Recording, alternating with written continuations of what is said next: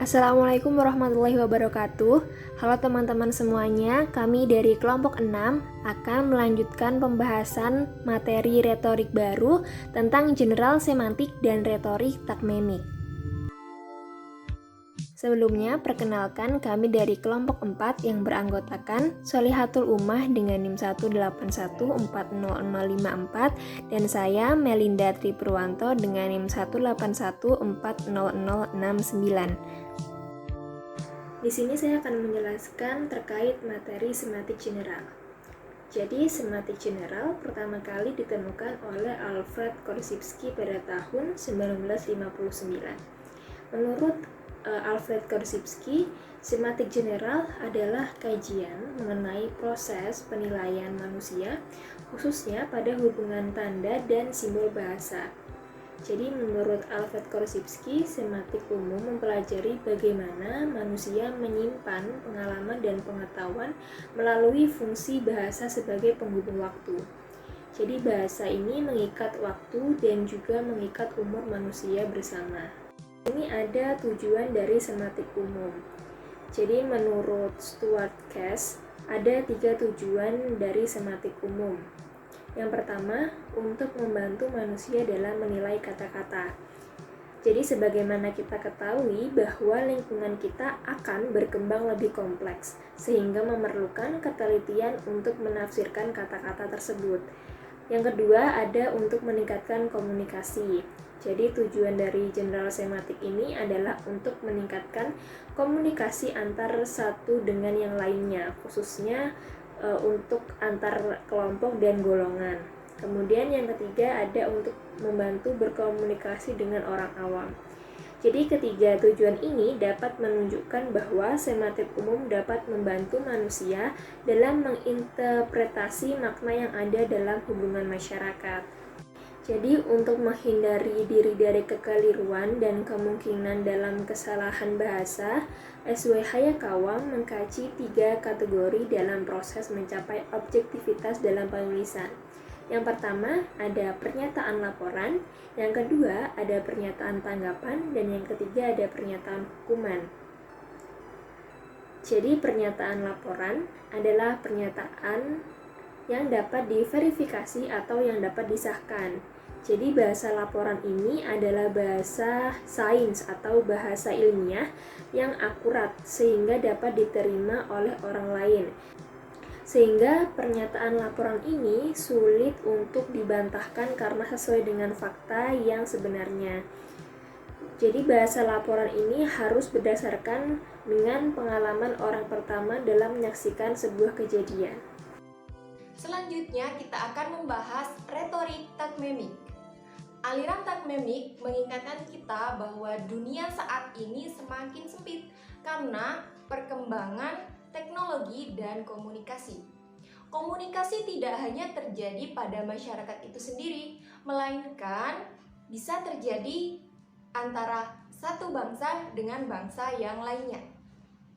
Perintis retorika baru menolak tujuan akhir dari retorik, yakni persuasi. Menurut pandangannya, retorik adalah kegiatan bertutur kata pada manusia dalam kehidupan bermasyarakat dan memiliki tujuan yang lebih daripada sekadar persuasi. Penamaan teori takmemik berasal dari konsep takmem. Takmem adalah bagian dari konstruksi gramatikal dengan 4 kelengkapan spesifikasi. Yang pertama, slot. Slot adalah tempat kosong dalam struktur bahasa yang harus diisi oleh fungsi takmem, yakni fungsi subjek, predikat, dan objek. Yang kedua ada kelas. Wujud nyata dari slot yang berupa nama-nama satuan lingual dari morfem hingga wacana.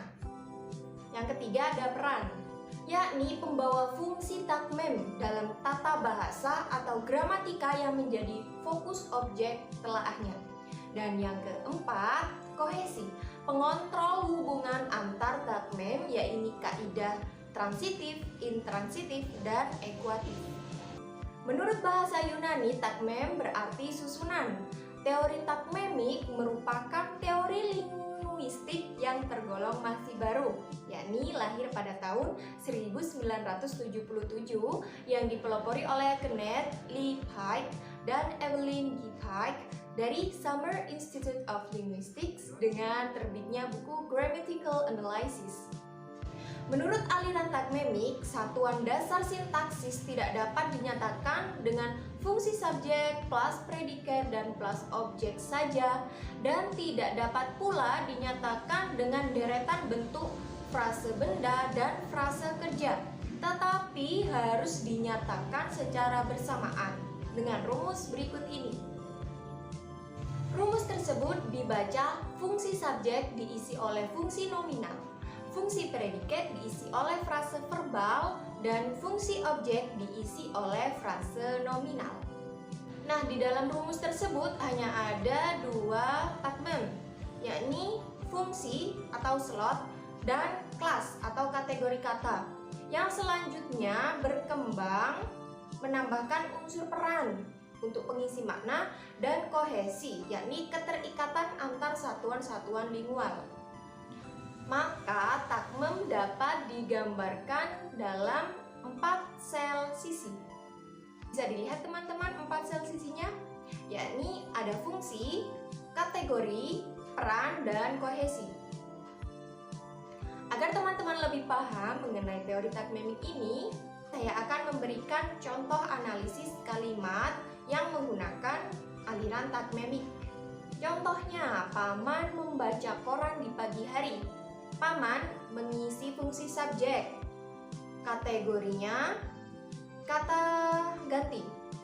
Dan peran menjadi pelaku. Kohesinya kosong.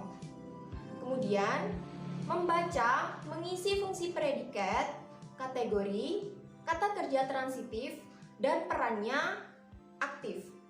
Kemudian koran mengisi fungsi objek, kata benda, dan peran tujuan.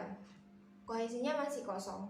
Kemudian tadi pagi mengisi fungsi keterangan, frase benda, dan waktu. Kohesinya masih kosong. Mengapa kohesinya kosong? Karena bahasa Indonesia bukan bahasa yang berkasus. Contoh bahasa yang berkasus adalah bahasa Jerman.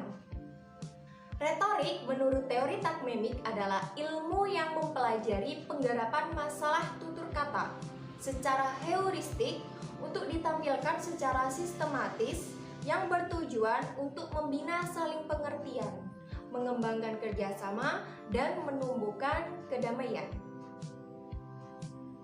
Sekian presentasi dari kami kelompok 6.